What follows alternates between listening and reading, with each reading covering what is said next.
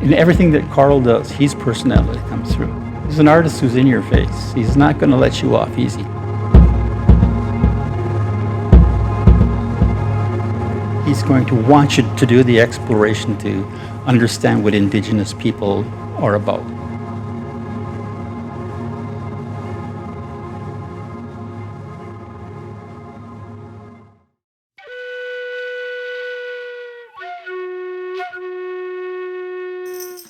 My name is Dave General. I'm a sculptor from Six Nations at the Grand River in southern Ontario.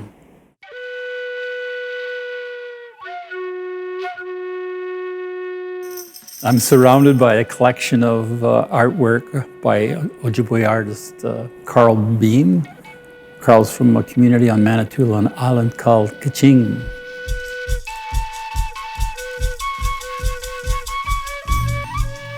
The works that we're talking about here are 29 in number, and they were produced in 1999. We've selected a few of them. It would be exhausting to try to do all 29. And there's an interesting dynamic that happens with every one of the works. And the first place these artworks will take you is to a dictionary, because there's an interesting vocabulary that Carl incorporates into the visuals. One of them right here is, see if I pronounce this right, is deontic, which when I looked in the dictionary simply meant duty or obligation. And I think he's trying to hint at us that, when you look at the artwork, and no matter what the subject is, the major subject of the piece, that we do have a duty and obligation to learn as much as we can about what he's presenting to us and begin this sort of dialogue that goes back and forth. I think even in the ones that we've picked behind us is for subject matter. There's one here that deals with residential schools, and not just commonly saying the word residential schools. Residential schools, an essential component of genocide. Now, if that's not in your face, I don't know what would be.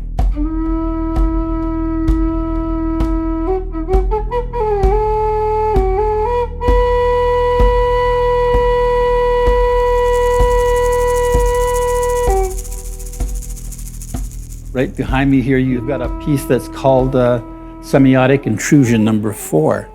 When I went to the dictionary, basically talks about signs and symbols. And again, one of the symbols in this piece that he's used is the cover of Edward Curtis's book on North American Native people. There's another piece just behind me here. Carl goes back and presents us with language again, and I love the word deontic.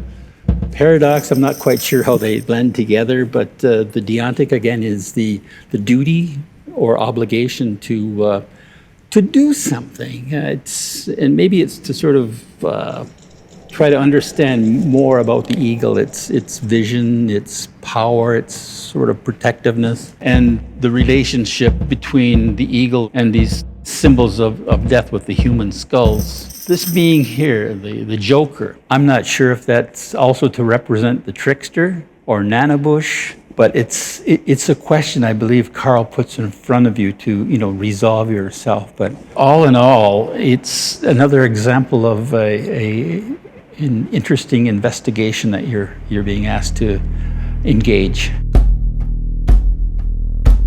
And this one here sort of brings you a chuckle. The title of the piece is Robot Wired to Imitate Life.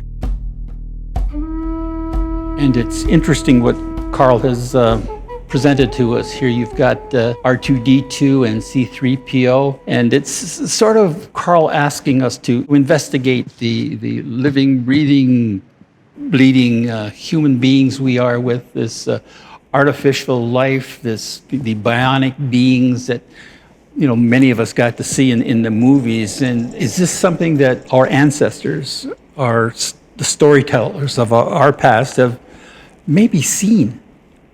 And they're leading us to sort of tell the world, been there, done that. So all of the pieces that we've seen so far, and there are dozens more, they ask these very, very direct questions of, do you sort of really know who you are? See every piece in this collection, because every piece tells you something different. You could come back in a month and see something different. You could turn one of these pieces to the light outside and see something that you didn't see before in the texture or the composition or juxtapositions of text and image.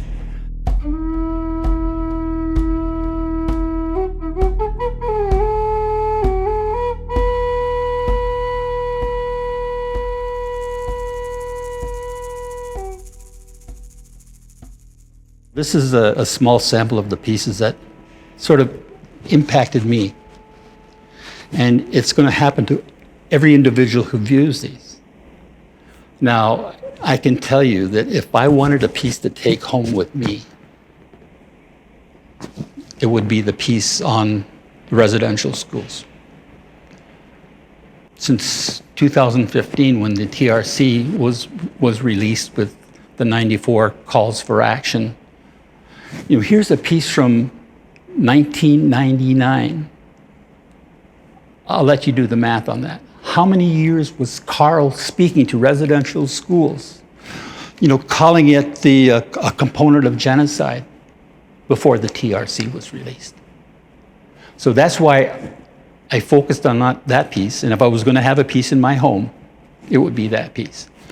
Well, there are 29 other pieces, but it would be up to every individual to look at the pieces, to look up the definitions of some of the words like semiotic, deontic. He's toying you with a language. The word koan is sort of this Buddhist word about trying to muddle your thinking with illogical thoughts. And it happens to you. The number of times you walk around and look at these pieces, like you have to go back to them 2 or 3 times. But that's up to every individual who views these works. And Carl knows he puts that challenge out there before you. He wants you to be drawn in and out and in and out. So when you see a piece that does that to you, that's the piece that needs to go home with you. It might be 1, it might be 2, but those are the pieces that need to go home with you. I have a work by Carl at home, and it's not framed, it's not hanging, and I can remember when he gave it to me. And it's nothing like the etchings behind me. It looks like a Time magazine cover. And diagonally the corner are the words, "Who cares?" And I look at it, I look at the texture, I look at the subtle images in there, I look at the red that's associated to that image, and I think it's blood. But it took years and years for me to sort of really sit there and start reading the text. And it was damning, it was profane, it was angry, it was hateful of everything that was happening around him. It wasn't for any one individual, it was just for the situation of the world at that time. How they could ignore humanity and what the Creator provided to us. So that piece for me, if I went home and took it out tonight and looked at it, it would say something completely different than it did 40 years ago. So that's the Carl beam that I get to live with. That's the excitement, that's the energy that Carl's there with me when I look at that painting.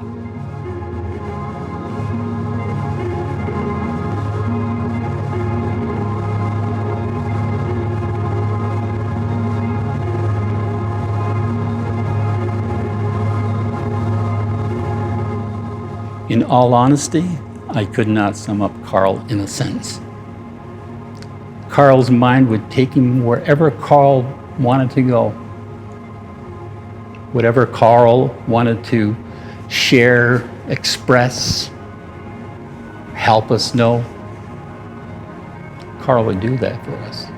Carl would do that to us.